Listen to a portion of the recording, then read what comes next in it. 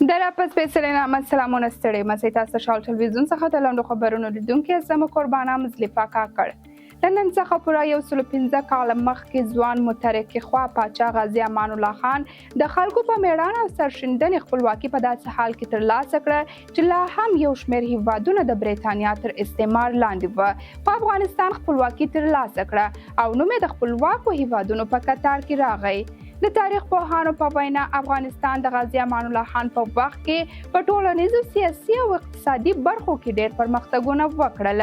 غازي امان الله خان ځینې پروګرامونه او قوانین جوړ کړل چې هغه وخت د اصولنامې په نوم یادېدله. غازي امان الله خان 1200 اروپایي هیوادونو ته سفر وکړ. د امان الله خان په وخت کې د ژوند په ټولو ساحو کې پرمختیایي پروګرامونه پیل شول.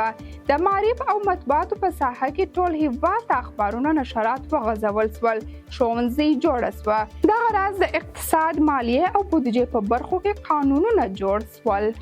د تاریخ پوهانو په خبره امان الله خان تر 10 کلنه سلطنت وروسته د انګریزانو لخوا جلا وطنۍ ته مجبور سو او بل هغه نه غوښتل چې د افغانانو وینه توی سي. د کندهار د سپین بولدک له لارې لومړی هند او وروسته ایټالیا ته ولاړ او د ژوند تر وروستي شیبو پورې هلته پاتې شو. امان الله خان له ملکې سورایا او خپلو 6 کوچنیانو سره د ایټالیا په پلازمینه روم کې ژوند پیل کړ. شاه غازي امان الله خان په بې وطنۍ کې په کال 1960 د اپریل په 26مه له دې نړۍ سترګې پټې کړې او د وصیت له مخې د هغه جنازه افغانستان ته راوړل شوه او په جلال آباد کې د خپل پلار د قبر ترڅنګ خاورو ته وسپارل شول. په ګور یې نور روح شاد یاد دې تل وي. د ملي پخلاینې د عالی شورا پخوانی مشر ډاکټر عبدالله د اسد28 نیټې د افغانستان د بیا ازادي په مناسبت مبارکي وویل. ښاغلي عبدالله لیکلي دی چې د هیلهمند دی د دې ورځې لمانځنه به د افغانستان د خلکو ترمنځ د یووالي، ورورولي، پیوستون او ټولنیز عدالت د ټینګښت زمینه برابره کړي.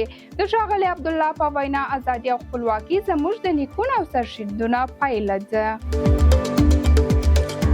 د هیواد پخوانی جمهور رئیس حامد کرزي د هیواد د 115مې کلیزې په مناسبت خلکو ته مبارکي وویل او ویل د هیواد د فقر څخه د خلاصون لپاره باید خلک زده کړې وکړي او هیواد د علم له لارې د پرمختګ پر لوري بوځي.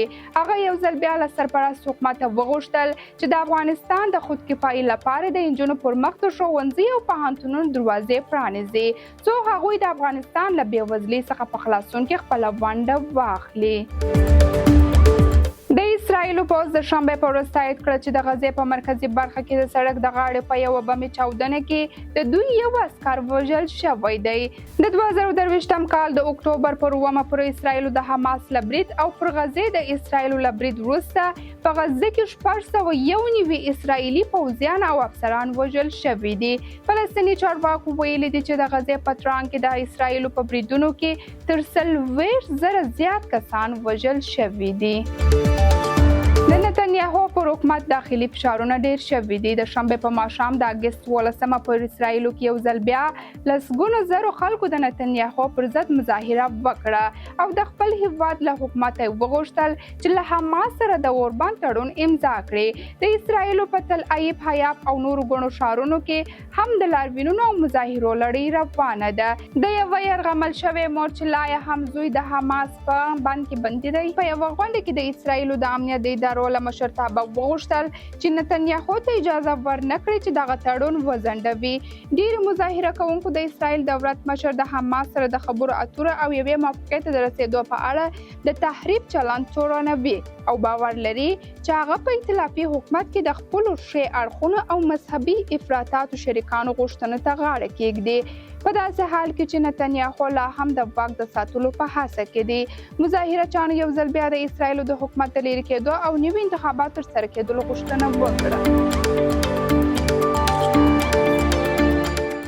د آلمان د لایف فزیک ښار ته نږدې د اورلګېدنې له امله لږ تر لږه 100 تنه وژل شوي او 25 نور ټپیان شوي دي. دا پیښه د شنبې په ماښام د اګست په 18مه د های پیلیټ موسیقي فیسټوال په جریان کې رامنځته شوه. د پولیسو په وینا په دې اورلګېدنې کې د ټپیانو کره شمېر لا معلوم نه دی. اورلګېدنه د شپې شاوخوا 9 بجې له یو کاروسیل کیبن څخه پیل شوه او په تدریج سره نورو کیبنونو ته هم خپره شوه. د دې پیښې وروسته د 1.5 زرو لیدونکو سره د های پیلیټ فیسټوال بند شو. د هیواد ملي لوبډلې دوه پیاوړي لوبغاړي راشد خان ارمان او نوین الحق نن سهار کابل ته رسېدلي دي چې د شپږیزو سیالیو په لوبې کې ګډون وکړي.